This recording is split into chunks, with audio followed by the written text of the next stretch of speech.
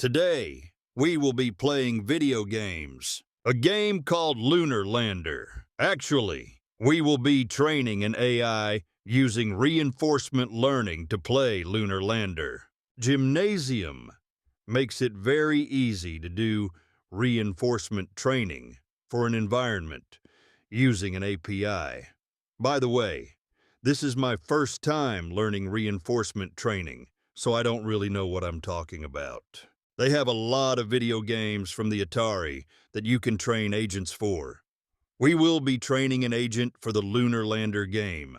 If you go to the usage page, they have a really nice diagram of the process. The agent that we will be training uses a thing called a policy to determine what action it will take in the game environment. Upon taking that action, the game environment will respond back with the observation and the reward for the action. Like if the lunar lander crashes, the reward will be negative 100 points. But if the lander lands successfully between the two flags, the reward will be positive 100 points. The goal of the agent is to take the actions that will result in the highest points. With this back and forth between the agent and the environment, it updates the policy and tries to take actions that gain points instead of lose points. This back and forth is the training process. Enough rambling. On to the install. You will need Mini Conda. I will leave a link to this page where you can install it. Launch Mini Conda and let's get started. Create a new environment using Python 3.10. I will leave a link to all the commands and source code used in this video. By the way, who am I? Where is the regular host? Why am I here? Who knows? Anyways, once the environment is created, remember to activate it using this command. Then, from the PyTorch website, install PyTorch using the command shown on the PyTorch page. PyTorch! Pies! I'm getting hungry. Once that finishes, we could try installing Gymnasium using pip install Gymnasium, followed by the word all in brackets. This will install all the different environment dependencies. However, if we do this now, we will get an error. But I am going to go ahead anyways, so we can see what error we get and how we can resolve it. You will be shown a small to medium-sized wall of text with the error message. In the middle, it mentions the error with swig.exe. Pies, and now swigs? Now I am hungry and thirsty. Anyways, this error can be resolved by installing swig separately with pip install swig. With that installed, if you try to install Gymnasium now, you will get to move on to the next error. This one says Microsoft Visual C++ 14.0 or greater is required, and that we can get it with the build tools from that URL. So let's go to that URL and download the build tools. This is basically the Visual Studio installer. Once you download and run the installer, it will take you to the workload selections page. You want to check mark the desktop development with C++. This will require 6.77 gigabyte space. Click the install. Once that finishes, we can go back to the Conda prompt. And now we should finally be able to successfully install Gymnasium. With that done, we can now install stable baseline 3, which provides PyTorch implementations of reinforcement learning algorithms. We will install it with the extra in brackets. That way we get optional dependencies like TensorBoard, OpenCV, and ALE-Py to train on Atari games if we wanted to. With that done, we are now ready to start training. First, Let's try out the example code provided in the Gymnasium usage page. This code will basically launch the game and have the AI agent make random moves each time. I am going to create a folder called AI and create a Python script in that folder with that code. Remember to show file extensions in the folder options if you don't have that enabled, like me. Something I learned today was, if you name your Python script random.py, it will not work. Apparently it conflicts with the module because random must be a reserved keyword. If I run that random Python file, it will give me some random error message. This message here is just me not being in the right directory. I must first CD to the AI folder and then run it. It says partially initialized module Gymnasium has no attribute make, most likely due to a circular import. What? After a bunch of Googling, it turns out it is because the file name is random.py. I'm going to delete this PyCache folder it created and rename the Python file. Random agent. Let's run random agent. This will show the agent doing random things.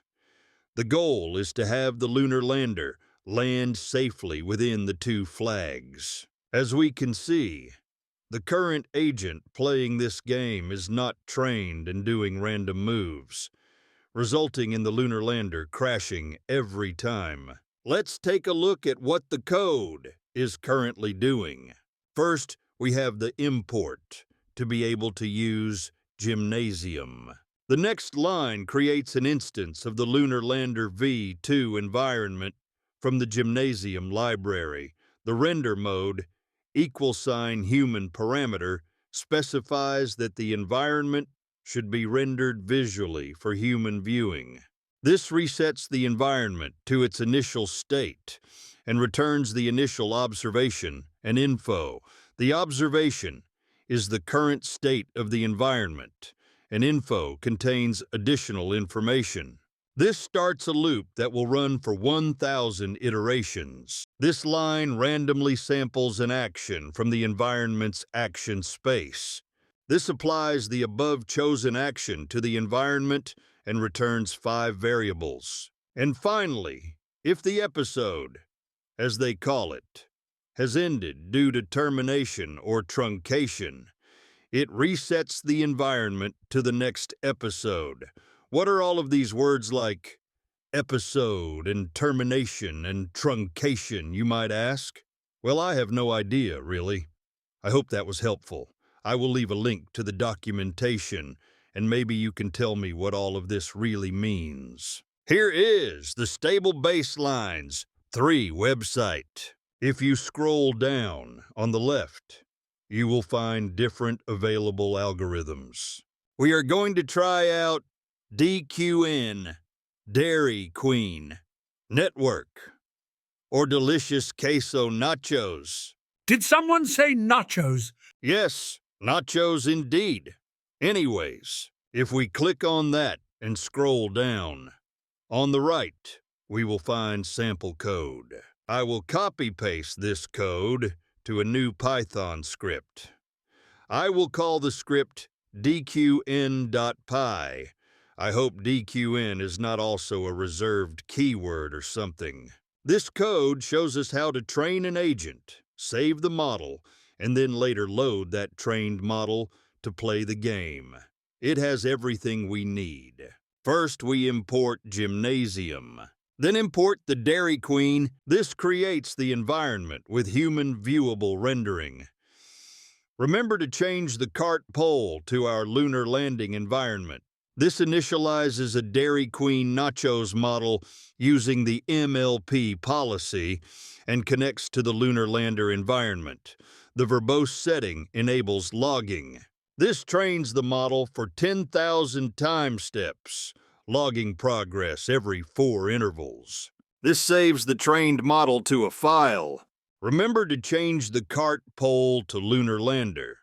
The next line of code deletes the model we just saved. This is here to demo the save and load operations, so we can delete that line. If we want to load a saved model, we do it like this, by specifying the model file name that we saved previously on line 9.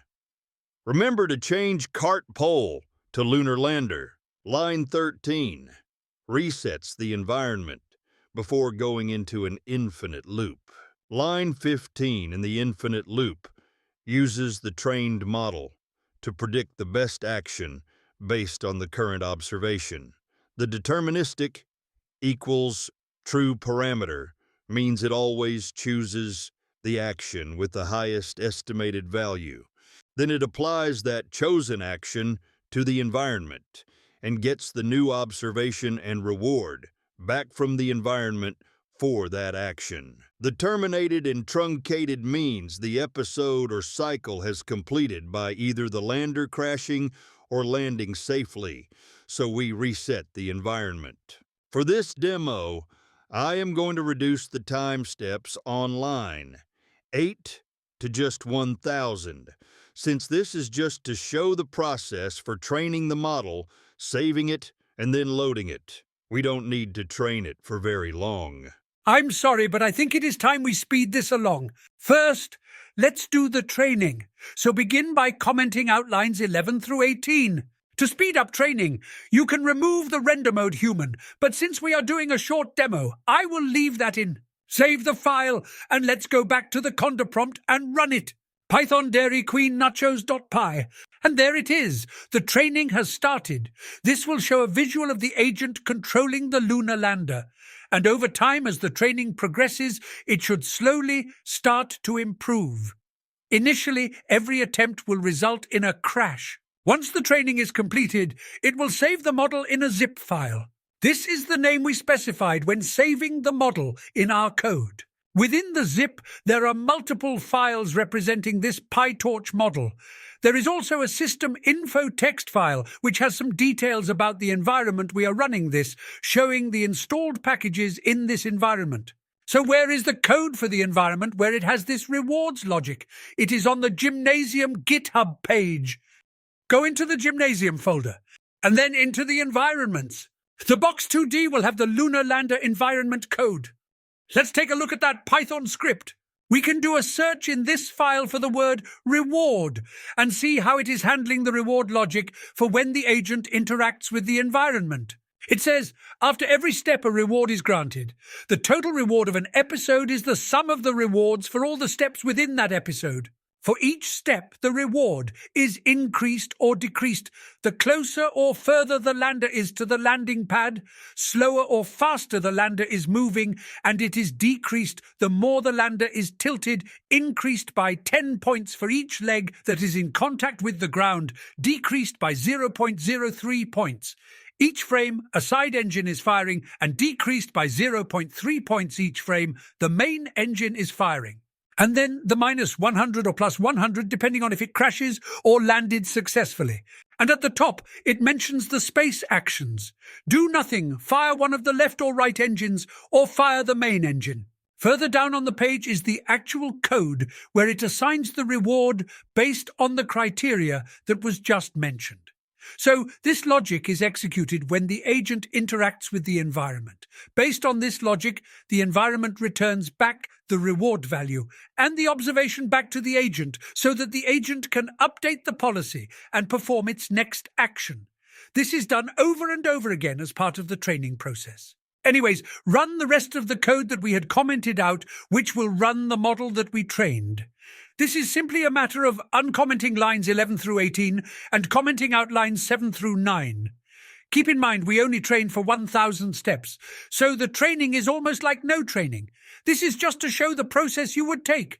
In real training, that 1,000 would be a much higher number so that you can train for longer and get better results. Save and run the Dairy Queen Nacho script, and there it is. This is our trained agent playing the game. It doesn't look much different than when we ran when it was moving randomly. This is the result of only 1,000 steps of training. The reason I didn't train this for longer here is because I will be doing that using the stable baseline zoo, which offers a simpler and streamlined way to do the training without needing to write Python code. We will look at that next. On this page, there is a link to the Reinforcement Learning Zoo repository. Let's go to this repository. We can install it as a Python package using this command. Copy, paste, and run it in our Conda environment. Once that is done, we can go back to the GitHub page to get the command to start the training. I will use the second command, as it has a couple of additional flags that we can use. Let's copy-paste it to a text editor so we can edit the values. The first thing to notice is that it is calling a train.python script. Well, we don't have that script, so we will need to do a git clone of this repository first before we can use this command. Did you mean to say git clone? Because it sounded like you said git clone. Goat. Oh, go away, Alba. If I try to do a goat clone right now, it is not going to work because I don't have gate installed. You can install git from within Conda by running the command conda install grits. I don't even know what to say. With it installed, I will run the git clone again. Once it is cloned, we can cd into the directory it created so that we can execute that train Python script. Before we run the script, we'll want to change some values. The algorithm we are using is Dairy Queen Nachos, so change that to say DQN for the algo flag. And then change the environment to Lunar Lander. I'm going to leave the rest as it is. If you want to train for longer, you can increase the episodes from 10 to something higher. Let's run this command to get started with the training. And that is it. We didn't need to write any code. This will automatically run the training using the algorithm and environment we specified. We can modify parameters and flags to configure the training further. We will look at that documentation briefly in a bit. As it's doing the training, it will output certain metrics. Let's see what they mean. The EP length mean is the mean episode length averaged over whatever the stats window size parameter value is, which represents the episodes, and it defaults to 100. The stats window size parameter is the window size for the rollout logging, specifying the number of episodes to average the reported success rate, mean episode length, and mean reward over. What? I asked AI to explain all of that to me like I am 5. Let's imagine you're playing a fun game, and we want to know how well you're doing. For the EP len mean, imagine you're playing hide and seek. Each time you play is called an episode. We want to know how long each game usually lasts.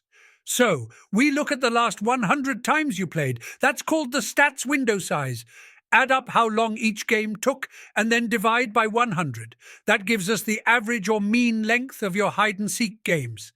For the stats window size, this is like a big window where we can see your last 100 games. We only look at these 100 games to figure out how well you're doing. It's like saying, let's only look at your last 100 hide-and-seek games to see how you're improving, not all the games you've ever played. So, when we say mean episode length, we're really saying, on average, how long do your hide-and-seek games last when we look at your last 100 games? The stats window size of 100 is like saying, we'll always look at your last 100 games to figure out how you're doing, not just your very last game or all the games you've ever played. Next is the EP reward mean. This is the mean episodic training reward averaged over 100 episodes. This one is simpler to understand. This is the mean reward score. The higher this is, the closer the agent is to being able to consistently land. A value of 200 is considered really good. Then is the exploration rate.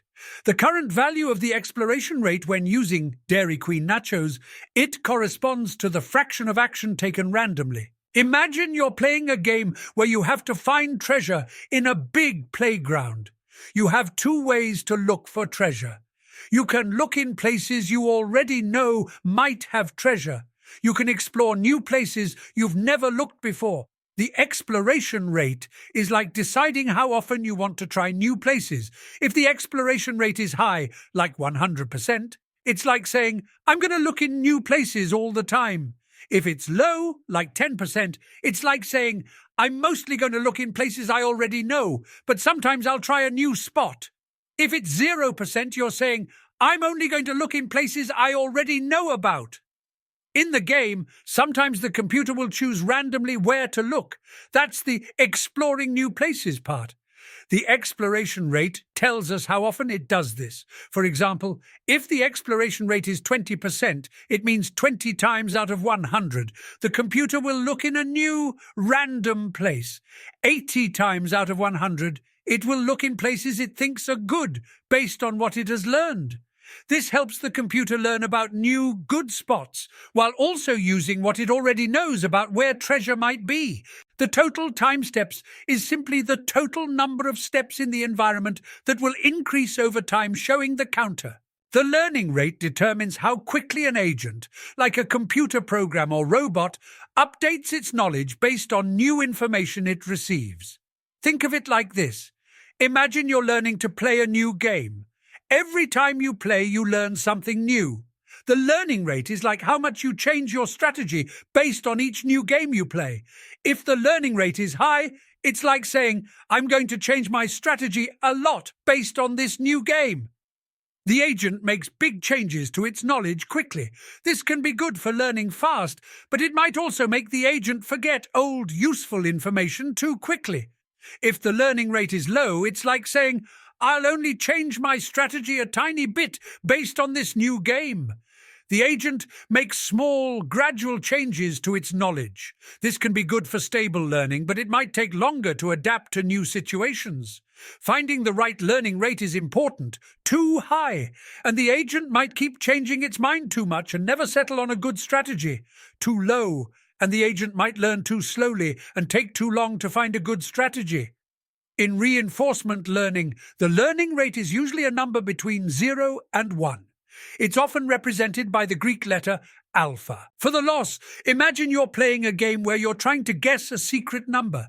Every time you make a guess, someone tells you if you're close or far from the right answer. The loss is like a score that tells you how wrong your guess was. The bigger the loss, the further away your guess was from the correct answer. In reinforcement learning, the computer is trying to learn the best way to do something, like playing a game or controlling a robot. The loss tells the computer how bad its current way of doing things is. It's like a measure of how many mistakes it's making. When it says current total loss value, it means this is how bad the computer's current strategy is overall. It's adding up all the little mistakes to get one big number. The goal is to make this loss number as small as possible. As the computer learns and gets better, the loss should get smaller. If the loss is big, it means the computer still has a lot to learn. If the loss is small, it means the computer is doing pretty well. So when you see current total loss value, it's telling you how well or badly the computer is doing right now in its learning process. The computer uses this information to know if it's improving and to figure out how to get better. And finally, the N_updates. First, imagine the computer is learning to play a game like chess. The computer has a strategy for playing. This strategy is like a big set of rules it follows to decide what moves to make. As the computer plays more games, it tries to improve its strategy. Each time it makes a change to its strategy, we call that an update. These updates are called gradient updates because they use something called a gradient to figure out how to change the strategy. You can think of a gradient as a signpost telling the computer which direction to change its strategy to get better. The N_updates is just a count of how many times the computer has changed its strategy so far. For example, if N_updates is 0, the computer hasn't made any changes yet. If N_updates is 100, the computer has made 100 changes to its strategy. If N_updates is 1 million, the computer has made 1 million changes. This number helps us know how much learning the computer has done. A higher number usually means the computer has had more chances to improve its strategy. However, more updates don't always mean better performance. Sometimes too many updates can make the computer overthink and actually get worse. So when you see an _updates, number of gradient updates applied so far, it's telling you how many times the computer has tweaked its strategy in an attempt to get better at its task. I will leave a link to the documentation page which has these details. This training is still ongoing, so I will skip ahead to when it has finished. When the training finishes, you can go to the logs folder and then the Dairy Queen Nacho folder to see the model files. There are 2 zip files that it created. One is the latest model, and the other is what it thinks might be the best model based on the metric data during training. You can try each of these out using that random Python script we created, or you can use the Enjoy Python script that is part of the RL Zoo. I'm going to use the script from the zoo. Let's copy-paste it to a text editor and modify some values. We will need to modify the algorithm, the environment, and folder. By the way, DQN stands for Deep Q Network, but I like the way Dairy Queen Nachos sounds, even though I don't think you can get nachos at Dairy Queen. Or can you? Anyways, once you made the changes to this command, we will need to move some files. For some reason, the files it creates during training is one folder too deep than where the Enjoy script expects. Maybe I am doing something wrong with the command parameters, but in any case, I have to move the 4 files out from that extra folder, back up one folder for this Enjoy script to work. By the way, if you add the load best flag, it will load this best model. And without that flag, it will load the latest model. I will copy these 4 files, then go up one folder and paste them, and then delete the folder where I got them from. And now we can run that command. And now we see the agent from our trained model is able to land the lunar lander between the 2 flags. I will leave a link to where the documentation is for the different parameters you can use for the training script and for the Enjoy script. This was a fun adventure, learning how to use this gymnasium with stable baselines 3 and the zoo to see how the whole reinforcement training process works. There are a lot of other game environments available to play around with. You can even make your own environment. I think I will need to try that out at some point, create our own game, and then train an agent to perfectly play that game. Sounds like fun. Anyways, that's all for this video. Thanks for watching. Nachos.